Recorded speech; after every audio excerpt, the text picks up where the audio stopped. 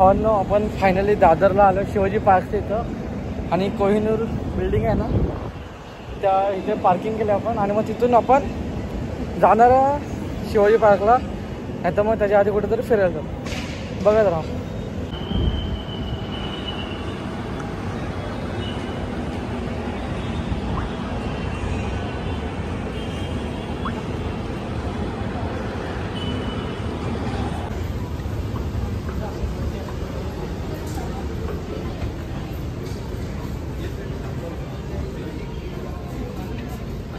अरे कुठे चाललंय नुसतं फिरताय तुम्ही हा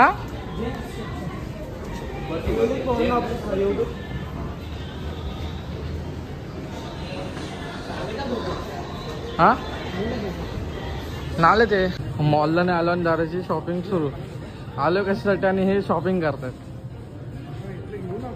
झालं लगेच घेतला एक चॉईस पण आला याला. अरे याचं काय करायचं आपण मॉलला घुसायची खोटी तर ह्याची खरेदीची तयारी. हा कोणता हे कोणतं आहे अरे कोहिनूर आहे पण हे शॉपिंगचं नाव काय आहे अण्णा इकडे काय घ्या यांना पैसे नाहीत का. फायनली आपण आता शिवाजी पार्कमध्ये आलेलो आहे. मला दाखवत होता राजसाहेबांची सभा आणि किती पब्लिक असते सगळं तुम्हाला दाखवतो. आवाज येत नसेल पण तुम्हाला दाखवतो सगळं ॲडजस्ट करून घ्या. आज एखादा रुग्ण जर गेला तो परत येईल की नाही त्याची शाश्वती नाही. असं म्हणतात की महाराष्ट्राचे जे पहिले मुख्यमंत्री होते यशवंतरावजी चव्हाण चव्हाण साहेबांवर काही शस्त्रक्रिया करण्यात आली होती. ती शस्त्रक्रिया त्यांनी जे रुग्णालयात केली होती जे शासनाचं रुग्णालय सरकारचं रुग्णालय ती विश्वास फायदा होत नाही. साहेबांची फक्त वाट बघतोय. भयानक परिस्थिती आज एवढी शहरात झाली आहे. तुम्ही कुठेही जावा कायदा सुव्यवस्था असो वाट लागली ट्रॅफिकचा प्रश्न असो त्याच्याबद्दल बोलायला नको. मला कळत नाही आता माझ्या आधीच्या वक्त्यांनी पण बांगलादेशीचा विषय मांडला. पुण्याची तीच परिस्थिती आहे काही वेगळं नाही. म्हणजे आज आमच्या छत्रपती शिवाजीनगर मतदारसंघात मध्यभागी आहे शहराच्या पण त्या फर्ग्युसन रस्त्यावरती एवढे फेरीवाले बसतात त्यांचे आधार निष्पाप 2 जणांचे जीव घेतले ते होतच नाही. तर एक अजून एक कुठला BMW मधल्या रस्त्याच्या मध्ये तो अश्लील कृत्य करत होता. ही हिंमत येते कुठून. कायद्याचा धाक राहिला नाही भीतीच राहिली नाही आणि भीती का राहिली नाही. सन्माननीय राजसाहेबांचं इथे आगमन झालेलं आहे.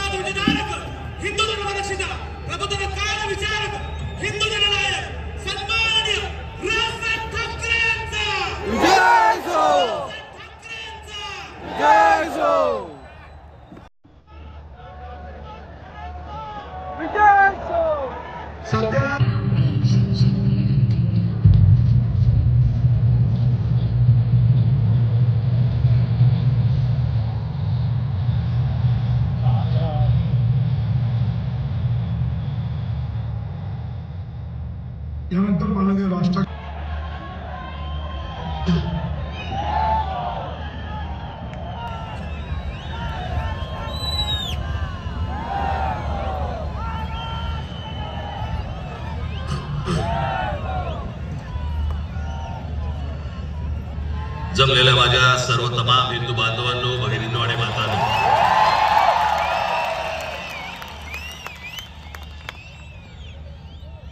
सर्वप्रथम मी आपणाला सर्वांना गुढीपाडव्याच्या मनपूर्वक शुभेच्छा देतो.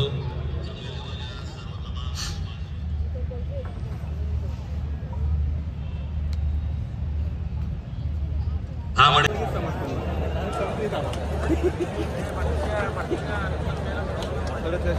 हे जे सगळं मी आजपर्यंत जे काही तुमचं प्रेम मला जे मिळालेलं आहे त्या प्रेमावरती आधारित आजपर्यंत ही सगळी ओढ सुरू आहे.